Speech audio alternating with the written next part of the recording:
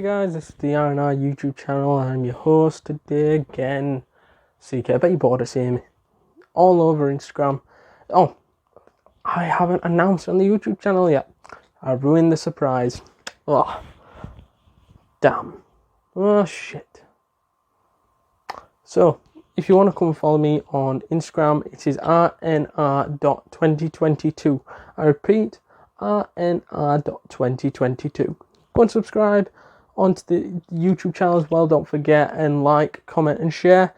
But like I said, if you want a couple of updates and a bit of, I don't know, someone to follow on Instagram, go and follow me over there.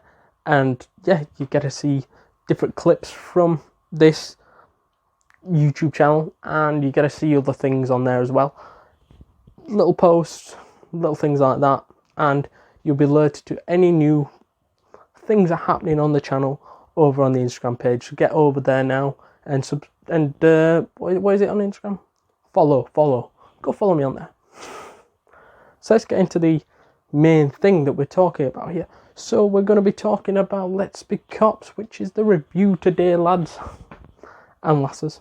If lasses are watching too, it's not all male dominated. It is female as well. Let's just make that clear. Yes, it is. Anyone can come watch. Anybody. Now cleared up that fucking shit mess. Let's obviously get into the R&R special review, which is on Let's Be Cops. And people rate this film shit. I've seen YouTube clips of people going, how bad is Let's Be Cops? And I'm just like, fuck you. Because it is a pretty decent film. I wouldn't say it's shit. I would say it's a classic. I wouldn't say it's classic. I would say it's a good comedy. But you'll see by my rating later why I think this is such a good, enjoyable family comedy, if that's what you like. And it's got two nobodies in, which I don't think did much after this particular film. I don't know if that meant it flopped or it just were that those two people now don't really do much acting, which I think it's probably the first one that it might have been a flop. But still, I like this film, and I want some of you guys to like this film. So obviously, watch this, and then you might change your mind on the film. So IMDb rate this film 6.4. Okay, so what does Rotten Tomatoes rate it? 18%, which don't listen to the IMDb and the Rotten Tomatoes. Don't just be like, I'm switching this video off because this guy has just told me that the ratings for this film are shite. I know several people that would probably watch this video would be like, I'm not watching this then, because guess what? The film's shite. I know it's shite. However, I like it. It might just be me that likes shite films, but we can get on shite films later on. I watched some shite films, and this isn't one of them.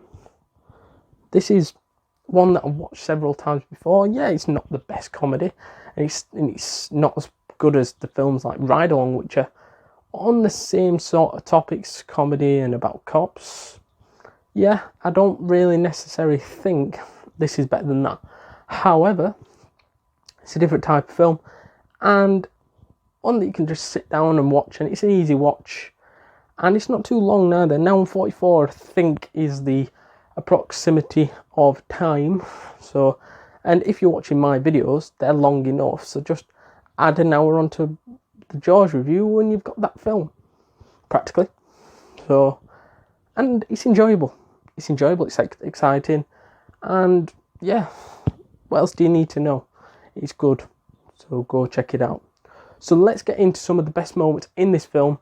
Let's get on to it. To the film then. So obviously I won't be able to go through all the segments in this film like I did with Jaws, because I don't remember everything. As you saw with Jaws, I struggled a little bit. However, that is one of my favourite films, so I managed to blag most of the things that happened because I've watched it that many times. Whereas this one I haven't watched as many, so it'll just be the key moments that I remember. So the first key moment is at the start, basically, where you get introduced into O'Malley, in American, shit name, and Justin. But obviously, from this point, they obviously introduced with him singing I Want It That Way, and it gets you involved, and it's just sort of like, okay, even though he's singing really bad, yeah, but it starts off the film well. Why doesn't every film start off with I Want It That Way? Every film would be a success. Okay, so start doing some talking either way. Then they go to the car, and obviously this is where they meet the gang for the first time. Obviously, if you're not familiar with the plot, obviously they meet with the gang by an accident because O'Malley's car breaks down, and him and Justin are just sat there in the car wondering like, what the fuck are we going to do? And then this car behind them's like fucking beeping the horn and then crashes into the back of them, being pricks, showing like, we're better than you, we're fucking gonna kill you if you don't listen. So either way, so they crash into the back. O'Malley and Justin get out of the car and just like, dude, what the fuck, you've done this to my car and everything like that. So anyways, they meet with the gang for the first time and get to see them being absolute dicks to them as the big guy throws his phone on the floor after taking a picture of the evidence and all that shit. So the second part, which is another big part of the film, is when they go to the party and you get to know a bit more about O'Malley as well. After deciding they're dressing up as cops for the night, they go to the party thing. You learn a bit more about what O'Malley's job used to be as an American football player, but obviously his injury stopped that. And anyways, they get annoyed with how people are treating him at the party, and they both just fucking leave and head for the town. And while they're heading around the town, they notice people liking the costumes, thinking that they're cops. Either way, they meet the gang for the second time, in which this time they're dressed as cops, so they try to use a bit of authority on them and try to say, right, you do what we say, basically, like freeze and shit like this. And obviously they listen because they want to be on the cops' good side. And obviously this works a treat, really, and they manage to get into the car. O'Malley's just taking the piss, just like fucking drinking their shit and smoking their weed and whatever, while Justin's just sort of like tormenting the fuck out of the gang, making them do like fucking bend down to twerks, that sort of thing. Either way, long story short, they end up fucking off and nothing really happens from there straight away. Obviously the third part of the film, which is crucial, is when obviously Justin meets with Josie, as this sets up things to happen in the future. So Josie is someone who's working at a bar or a cafe, I think it's cafe, and she's just like, what can I get you, blah blah blah, and then they're wearing the cop outfits, and that's the way he gets her sort of like him, like sort of just using his charm and everything like that, and with a bit of help from O'Malley, the sort of O'Malley, should I say, they sort of get them together, like get them on a date and whatever. So from this point, this is a more crucial part for later on, if you get me. So after the meet up with Josie, Justin and O'Malley meet up with some real cops. So this is like probably the third or fourth biggest part in the film now, where it's just sort of like the meet up with real cops, and these real cops aren't sure if there are cops at first or they're fake or whatever, because they're missing license plate numbers on the back of the car, and they're just like, why ain't you got no plates on? And then they come up with some bullshit answer that someone nicked the plates off the back of the car. Either way, it works, keeps the police off the back for a good couple of minutes or whatever, until the cop realises that O'Malley has got a sergeant's badge on his shirt, and he's just sort of like, sorry, didn't realise you were a sergeant, blah blah blah. long story short, they end up getting into a crime together. So basically, what I mean by that is a crime goes off in the nearby vicinity or whatever. Vicinities? Let me know in the comments what the fuck I mean. So either way, there's a robbery nearby, and they're just sort of like, right, we've got to go fucking deal with this. And obviously these are fake cops. They don't know how to react in this sort of environment or anything like that, basically. So they're just sort of like, fucking, right, we'll stay back. Let them, the real cops, push forward and deal with this, because they deal with this sort of shit properly, and these guys don't. But obviously the real cops don't know that. So obviously they go in, pretend they're loading up their guns, ready to fire if needed. So they go into the thing, and then the real cops just sort of like make them like dispatch, go different ways. So the real cops go off one way, and the fake ones, obviously O'Malley and Justin, go off the separate way. And obviously they're looking for the criminals.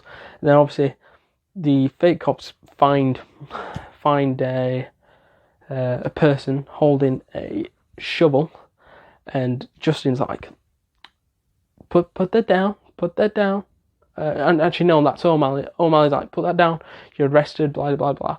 And then Justin's just sort of like, go, you can walk, you can leave, whatever. And then the guy ends up running off, and you're just sort of like a bit confused. Nobody, and the fake cops don't really know what to do in that situation. Then they turn around, and then Justin gets wiped out by this fat naked man, who his ballsack is legit dangling in his face, because the naked guy puts him through a table and then lays on him, and he's on him with his balls in his face. Pleasant? Not really. So that this little first big crime that they go to, because they go to one beforehand, it weren't really a key part. It was just them getting to know what sort of things police do, and it was just a little domestic between two women. But this crime was big for them, and obviously they at the part where it were like arresting him or looking for the next criminal, the fake cops run off, because they're just sort of like, shit, this is out of our league, let's get off, before they think we're real cops and start asking a couple more questions. So they run off, jump back in the car, whatever. So the next key part in the film is probably when Josie asks the two fake cops, O'Malley and Justin, to help out with the problem she has with her old ex-boyfriend, in which is the main kingpin of this gang, which she doesn't really know that yet. Well, he's not the main kingpin as of yet, but you don't realise there's anyone higher than this guy, but we'll get to that. So either way, Josie asks for the help of Justin, boyfriend, girlfriend, that. So from here, Justin goes, okay, I'll come on down, and me and O'Malley will go check this out. And that's where they go down and check out the fucking scene, and they find out that it's the gang. Which, because they barge open the door like, surprise, like fucking trying to freak the shit out of them. And then it's just sort of like the gang is all together with Josie in the middle, just sort of like, it looks like if someone gets screwed, basically. It's sort of like that, but nobody got screwed, but they jump in like, surprise, oh shit, what have we done? So then O'Malley and Justin are talking with the main guy, Kosick, something like that, and he's the main threat. Obviously you don't know his name yet.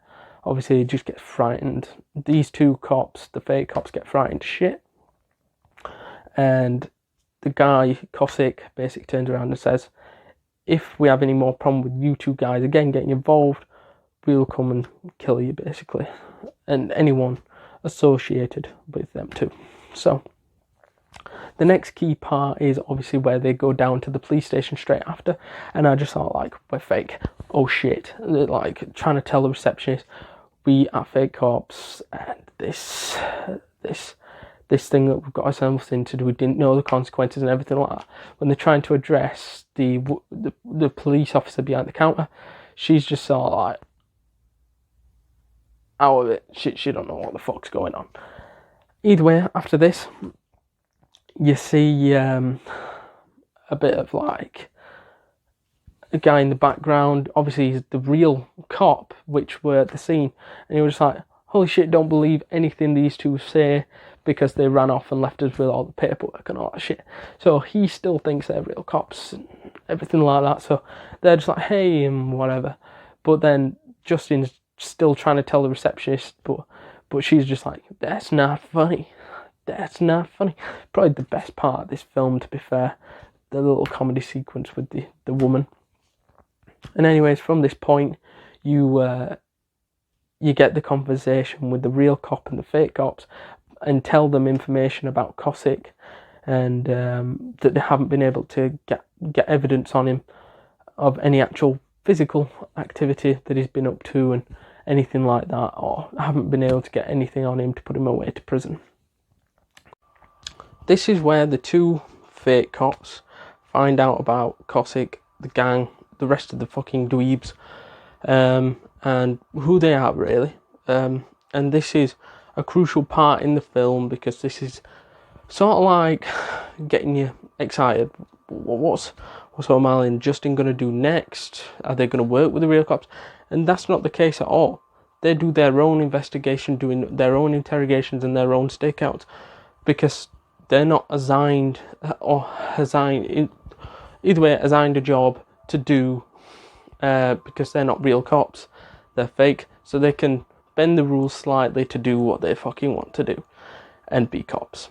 So what they do is they follow the gang truck, one of the gang vans or whatever, that they've found, and they follow it to a hideout.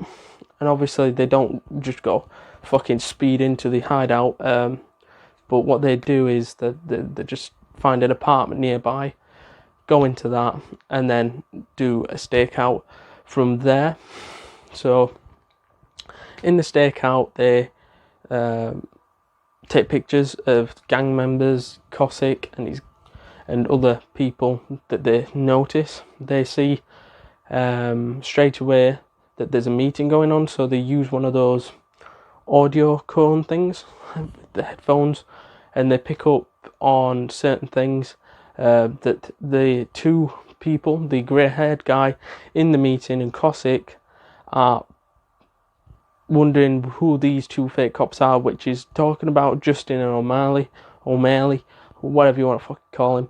And either way, they're just wondering who these guys are, because they've turned up to several of their fucking events, their drug dealing or whatever, or intimidations of people, and they've turned up several times, and they're wondering who the fuck are these guys. So obviously the grey-haired guy, you find out more about him later on, but for now you just see O'Malley taking a picture and forming a file of some kind to obviously eventually give to the police, so they can put this file to some use and arrest the people and the gang. So from here, they obviously find out about a delivery coming into the whatever you call it, the building that the gang is working at, sort of shit. I don't know. Either way, you hear about this delivery, so obviously they just like wonder what's going in there then. So they find a guy that goes in there regular, and they kidnap him practically with ease. O'Malley just drags him out of his van and puts him in the car. Yeah. So after all that, they take him back to their apartment, in which they interrogate him by tying him to an ironing board with cellophane. Yeah. Not the way anybody would interrogate anybody, but tying someone to an ironing board with cellophane, well, they did it. It seems to fucking work, doesn't it? So they torture him, put tap water in his face, just sort of like, it's basically whatever they've seen on movies, basically, and it was just shit torture, weren't it, really? But either way, from then on, they just sort of like tell us what you know about this party or whatever that's going down, or this meet up, and then and about the delivery that's just been delivered. And he's just sort of like, I'm not giving you any answers because you've just fucking tortured me. And he turned around then and said, if you were nice to me, I would have probably gave you the answer, so they didn't need to do any of the interrogation bullshit. Yeah.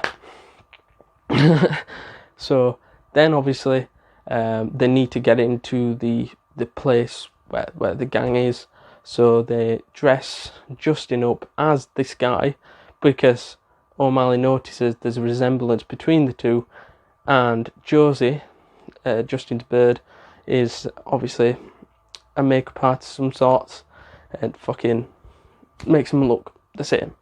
So obviously Justin goes in there, and this is a key part in the film because this is where they find the thing that cracks the case, the delivery, which was, I think it was police sort of gear, which obviously that gang should not have police gear of any sorts.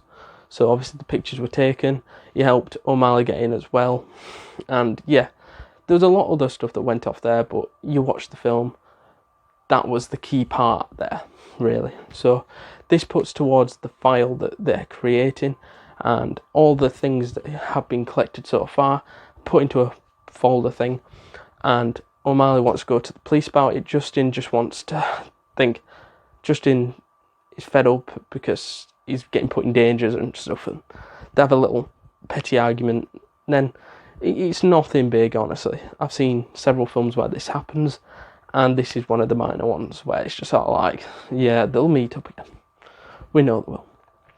So anyways, from this point on, they split up. O'Malley goes to deliver the files to the police, while Justin goes back to his job as a game designer, and it's like, yo, listen to me now, and you're going to design this game. Obviously, I didn't go through this in the first part, I don't think, of when we were talking about, when we're going about the film, how he was a game designer, but it's not really important as such. It's just about his day-to-day job, really. And if you watch the film, it'll make a lot more sense. So then from here, obviously O'Malley hands the paperwork to the Shitterfield guy, also known as the real cop. I can't remember the actual name of him. Pretty sure nobody does. But Shitterfield guy is the guy he gives it to, and he's just sort of like, we've got to take this hire to the detective, only to find out the detective is the grey-haired guy in which he took a photo of. It's just like, plot twist! After this, it goes fucking wild.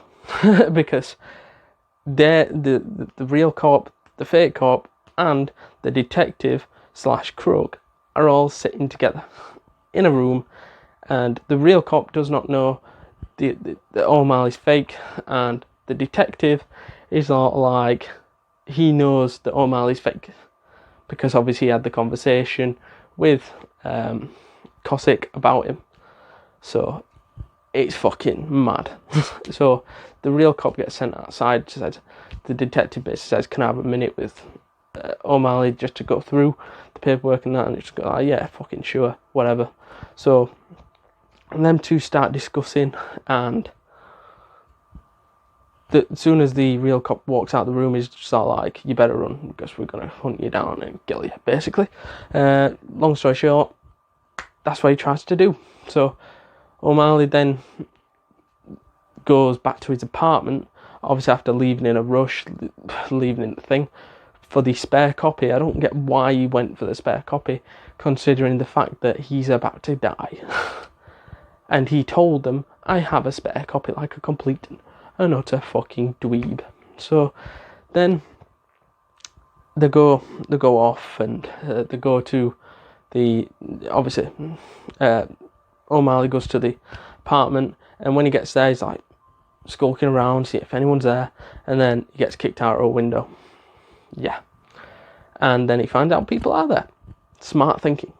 So from then on, he gets chased down because he jumps in a car, drives off, but then gets chased down by a van and loads of guns pointed at him. So he obviously gets taken to the hideout, whereas Justin, he's in a meeting, obviously presenting his game, his police game, I think it is, and he's just presenting it, and someone turns around and says, "There's a policeman downstairs waiting for you." And he's just sort of like fucking ignoring him because he thinks it's O'Malley. And after this, the police come upstairs and like fucking freeze and all this shit. And also it helps his game sell because people there think that this is a fake scenario put together to show how good cops are after shutting down his idea earlier on in the film, saying how shit his idea was because cops are boring and that firefighters versus zombies are better. But hey ho. So then Justin ends up running out, escaping basically, and then calls up O'Malley saying, "People just tried to attack me. What's going on?" But then obviously Cossack or whatever is the kingpin sort of guy answers and is just sort of like, "Yo, I've got your mate over here now. If you want him, come and get him basically or whatever." So then he's just like, "Shit, what am I gonna do?" Then from on here, basically, he phones up the real cop and goes, "Yo, I'm fake." And he goes, "What the fuck? Bro, what the fuck?" And he's just like, "Yeah, sorry, forgot to tell you. But can you say my mate?" And he's like, "Dude, where the fuck are you? We need to arrest you ASAP." And he's just sort of like, "Well, that ain't gonna happen. Can you save my mate? He's in this hideout." And he ain't really fucking listening, so then Justin fucking launches the phone out the window and drives there himself. In the meantime, O'Malley's in a basement in the tunnels, which you see from the party thing, which I didn't really want to go too much into detail with, but you can see in the film itself how it all fits together. You know, just go and watch it. So from this point on, Justin runs into Josie on the way to the tunnel sort of thing. It's just near the entrance, and she's just sort of like, "Dude, where you going?" And then Justin, like a complete prick, tells her, "I'm not a real cop, I'm faking," and all that shit, and that's it. Then she's just like, "Dude, what the fuck?" And then he's just sort of like, "Get out of the way, there's fucking crooks, we're gonna go down and deal with it." And it's just sort of like, and she's just sort of like, "You fucking lied to me." And he's just like, "I ain't got time for this shit." Then fucks off down the tunnel, only to find out O'Malley has been obviously captured, obviously he knew, but has been tied to a chair and had a gun pointed to his face. However,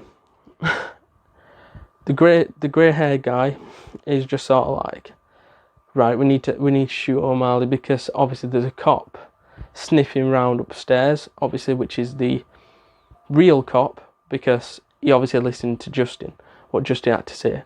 So he's sniffing around upstairs trying to find out how to get downstairs into the cellar where all this shit's meant to be kicking off. So the grey guy's got the gun point at O'Malley, just sort of like, "Who did you tell?" Blah blah blah blah. And then Cossack pops him in the back of the head, the grey haired guy, and he's just sort of like, "Dude," and that's the detective also, if I've explained that. So he pops him in the back of the head or pops it in the chest. He's dead now. And Cossack's sort of like, he basically killed him because he was a liability. Long story short. So from here on out, you get the little sort of scene then where you've got Justin who tries to jump on the back of someone's back, gang member's back, maybe put him in a sleeper, but he chucks him over the shoulders, and then he gets a gun pointed at him by Cossack, and then it's like, "Dude, what the fuck's happening here? How's they gonna get out of this situation?" That's where the real cop turns up, and he's just like, "Dudes, I'm here to help," sort of shit. But he's still pissed off at them too because they're fake. Yeah. So basically, the gang scatters off in the tunnels, and the real cop guy is sort of like, Shitterfield guy, is like, "You two need to fuck off because this badge is for dignity and you've been treating it like shit all the way through the film," which they have. So then they fuck off, the two fake cops, and they're just sort of like, "Dude, what should we do?" And then O'Malley says, "We've got to go back and help him because it would be an unfair advantage for one against about 7 or 8 gang members." So he's just sort of like, "Right, we've got to go help him." So he diverted the fire away from, they went to the armory, found some guns, and then went and helped him out by like shooting around near this gang to get them away. And then when they do this, Cossack chases them down the hall into the money room. Looks like the money laundry room sort of thing. And from here, then it gets a bit sort of like fight scene, end moment, basically, where Cossack's trying to find the two, just trying to fucking kill them. Threatens them a bit by drawing them out with a shotgun, fucking shooting around the gaff. After this, Cossack and O'Malley end up getting into a scrap because, like, he finds them in the money room. He has a scrap with O'Malley, and then a gun goes to Justin's feet, and he's just sort of like, he picks it up and he's just sort of like trying to shoot him, trying to shoot the Cossack guy, and he's just like, and then he fucking misses and shoots O'Malley. Yeah, like every fucking film that you've watched where someone tries to shoot, and it's similar to that of like 22 Jump Street, I think that happens in. Shoots the wrong guy. Yeah. So from then on, you get the part then with Cossack's just sort of like, dude, you fucking tried shooting me, now you're gonna die. And then the real cop shows up again and fucking pops him, maybe twice or 3 times, something like that. And either way, that is done, really. That's near on the end of the film. The end of the film actually ends where O'Malley becomes a real cop, passes the police academy, and yeah, becomes what he wanted to be, gets a job and everything like that. Then Justin moves on with his career as a game designer, getting his game published, and people enjoy the game, and that's basically how the film ends. So now let's get into the summary. I think this is a world-class film, and I think it's rated 7.1. And if you're not sure what I mean by world-class, so I've got a rating list, a ladder, as if you want to call it. So anywhere between 0 and 3 is like terrible / shite film, like certain other films that you're thinking of going, that is a shite film. That, yeah. Not many fit into that list, to be fair, that I've watched. A few do, though. So hopefully we can get reviews out for those. Then you've got, like, probably around, I don't know, 3.1, well, 3 to 3.9, which is probably, actually 3 to 4 maybe, which is piss poor, but a little bit better than shite. Then you get, like, 4 to 4.9, which is poor to average. Same with 5 to 5.9, sort of same, I think. Or I can't remember the exact thing, but either way, from where you need to be looking, it's 5 to 5.9, which is poor and average. That's really where the list really starts. So then 6 to 6.9 is good film. 7 to a 7.9 is a world-class film. 8 to an 8.9 is classic film. And then obviously you would have seen Joe's Got a Legendary, which was 9.1 to 9.9. Obviously 9.9 is the highest. Well, 10 is really the highest, but nothing's really going to get a 10 rated by me. So obviously I've explained that, and hopefully you can let me know what you think this is in the comments below. Let me know what films you want to see on this channel. Any in particular, get them in the comments, let me know. Also check out the rnr.2022 Instagram account, which is now up and running, so go on there, follow me on there. And before we end, obviously this is a clue for the next review, and it should be put here. Again, if it's not here, then, well, I'll probably put it on my Insta, but it'll definitely be on the screen, should be, whatever. So I hope you enjoyed this video, guys. Like, subscribe, comment, share, and I'll see you guys in the next one. Laters.